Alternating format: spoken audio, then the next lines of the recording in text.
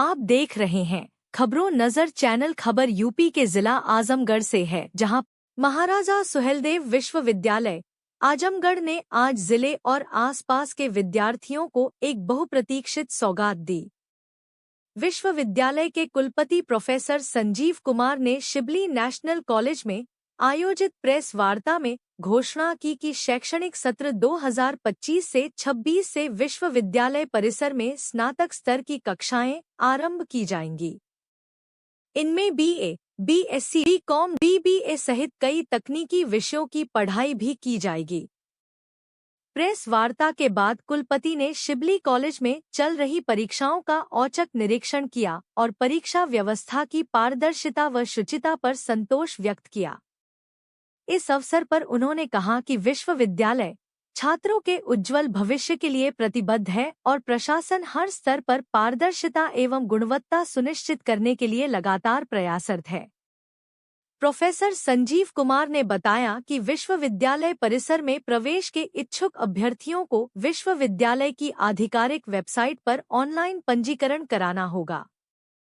इसके लिए उन्हें एक सक्रिय ईमेल आईडी व मोबाइल नंबर का उपयोग करना होगा। रजिस्ट्रेशन के बाद छात्रों को अपनी प्रोफाइल बनाकर फोटो, हस्ताक्षर अपलोड करने होंगे और 300 रुपये का शुल्क निर्धारित गेटवे के माध्यम से जमा करना होगा। भुगतान सफल होने पर रजिस्ट्रेशन नंबर जारी किया जाएगा, जिसे सुरक्षित रखना अनिवार्य है। विश्वविद्यालय प्रशासन ने हेल्प डेस्क की व्यवस्था की है, जहां छात्र छात्राएं प्रवेश से संबंधित हर सहायता प्राप्त कर सकते हैं, कुलपति ने जानकारी दी। औचक निरीक्षण एवं गरिमामयी उपस्थिति।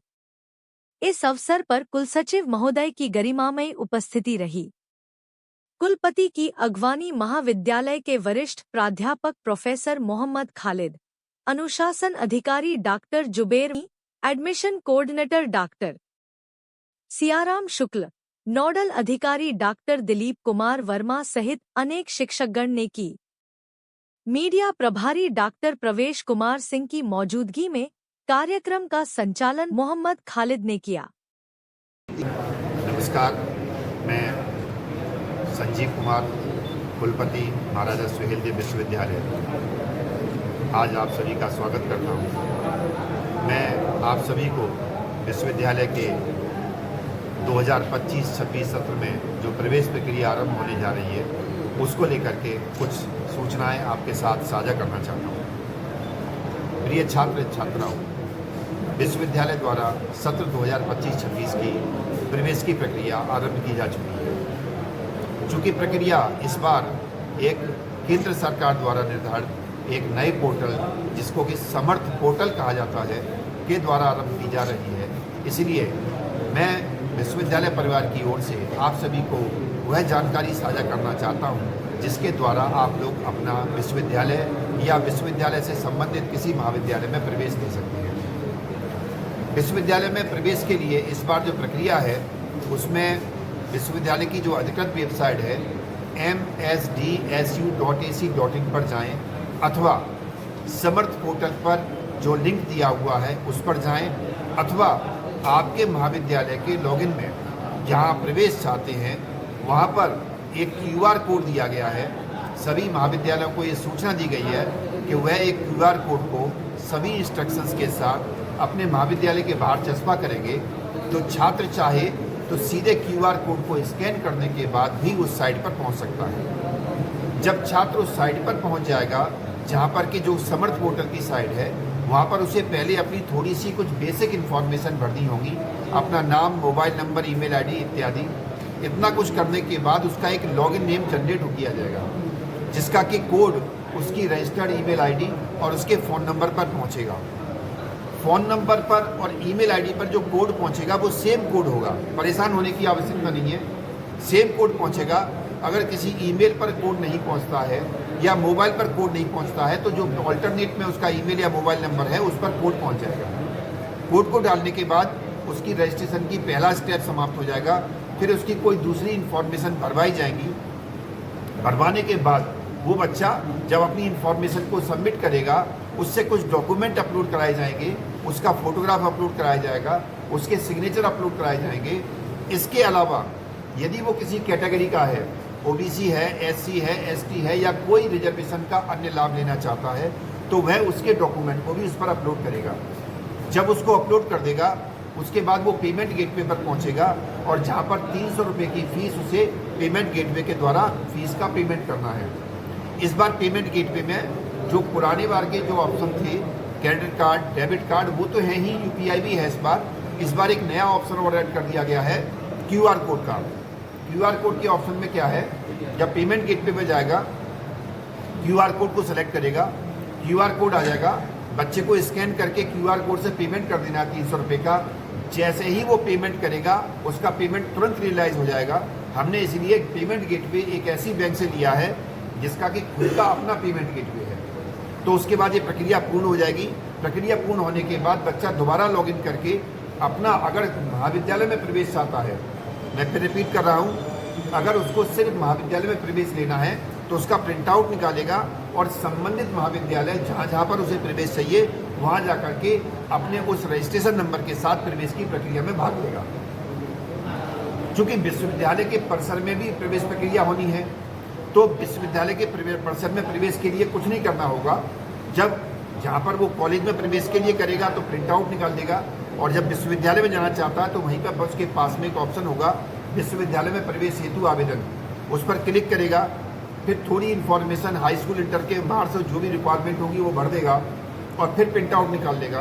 प्रिंट आउट निकालने के बाद उस प्रिंट आउट के साथ वो विश्वविद्यालय में संपर्क करेगा।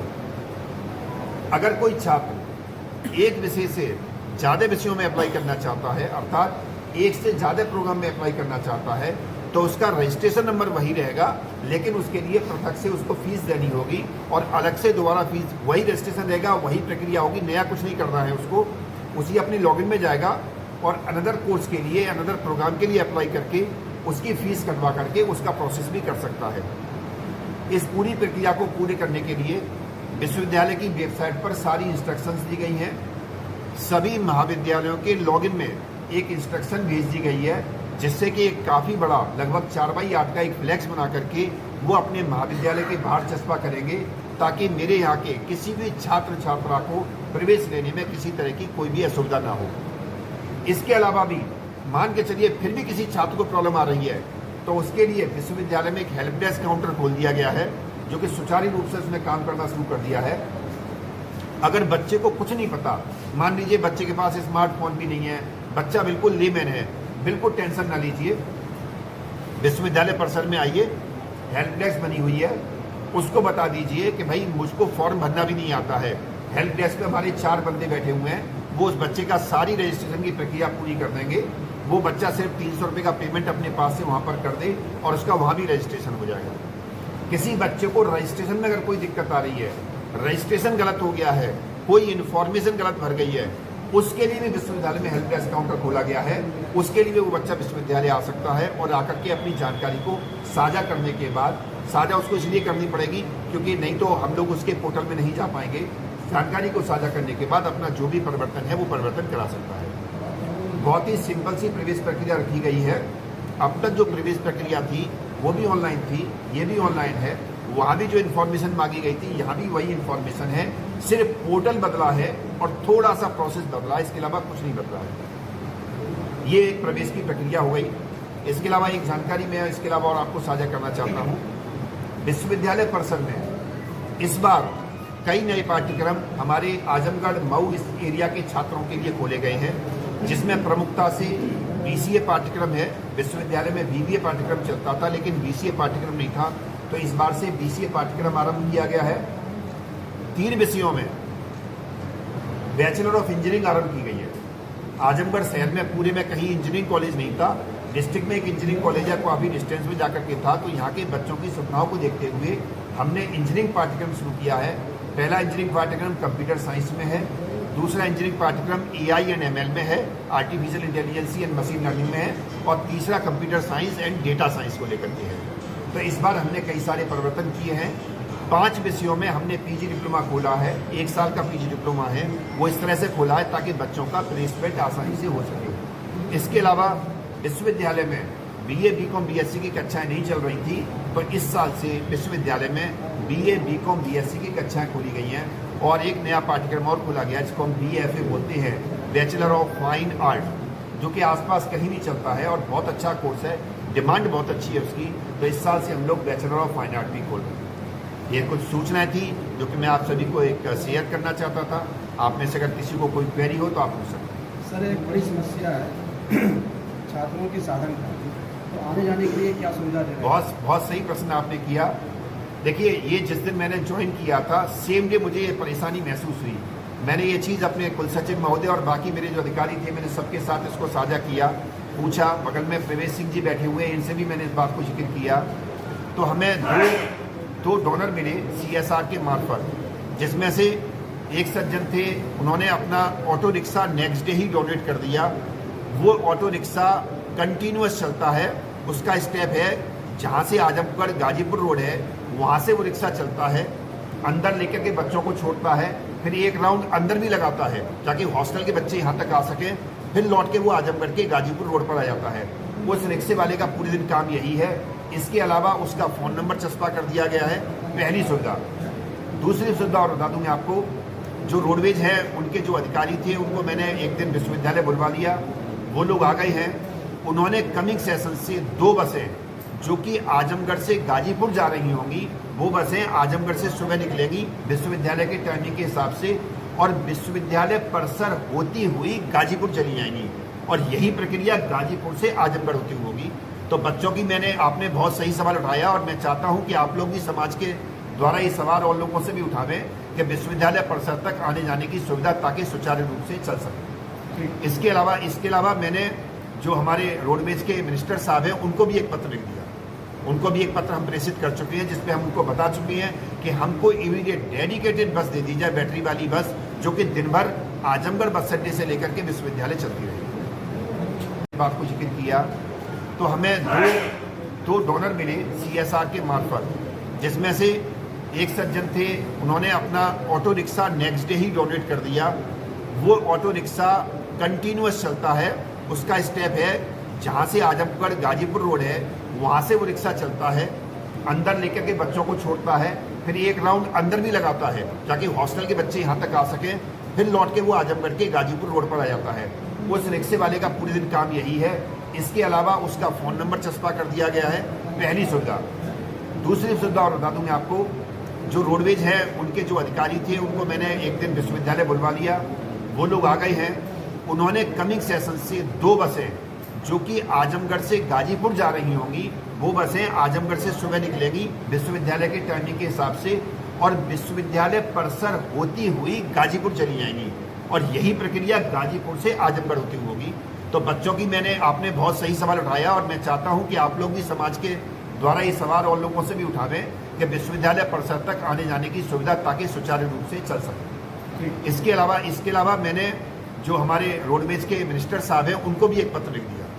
उनको भी एक पत्र हम प्रेषित कर चुके हैं जिसपे हम उनको बता चुके हैं कि हमको इमीडिएट डेडिकेटेड बस दे दी जाए, बैटरी वाली बस, जो कि दिन भर आजमगढ़ बस अड्डे से लेकर के विश्वविद्यालय चलती रहेगी।